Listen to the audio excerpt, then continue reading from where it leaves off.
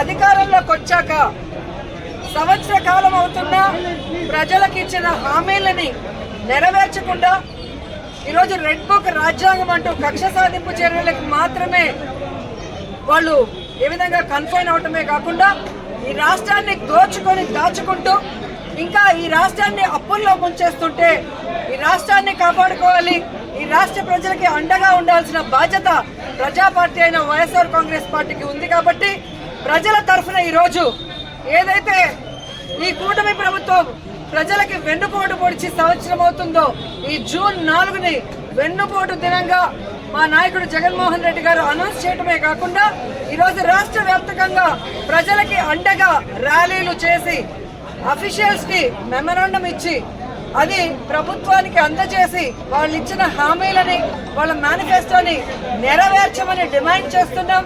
అవి నెరవేర్చకపోతే వదిలే ప్రసక్తి లేదు అని కూడా ఈ సందర్భంగా హెచ్చరిస్తున్నాం. మీరు చూస్తే ఎన్నికల ముందు కూటమి ప్రభుత్వం అంతా ఎలా ప్రచారం చేసుకుందో మనం చూసాం. ముఖ్యంగా తెలుగుదేశం పార్టీ వాళ్ళైతే వచ్చేది బాబే ఇచ్చేది బాబే.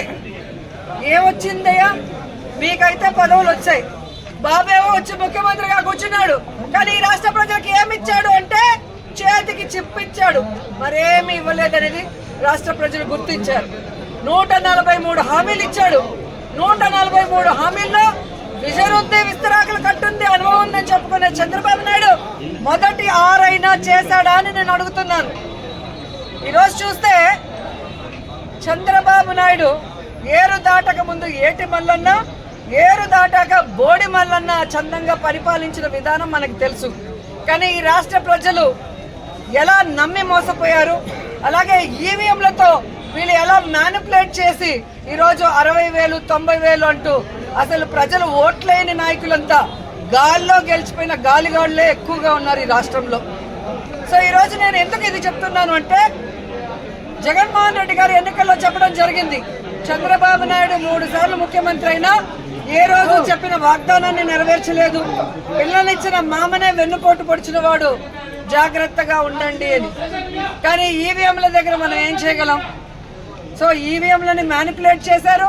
కొన్ని చోట్ల అమాయకమైన ప్రజలు, రైతులు, మహిళలు కూడా జగన్ గారే ఇచ్చినప్పుడు చంద్రబాబు నాయుడు, లోకేష్, పవన్ కళ్యాణ్ ఇస్తారేమో, పవన్ కళ్యాణ్ చెప్పిన మాటలు నమ్మి చాలా మంది ఓట్లు వేయడం కూడా జరిగింది.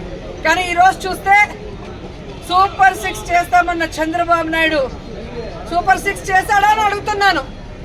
అన్నిటికీ వెన్నుపోటు పొడిచింది నిజం కాదా అని అడుగుతున్నా.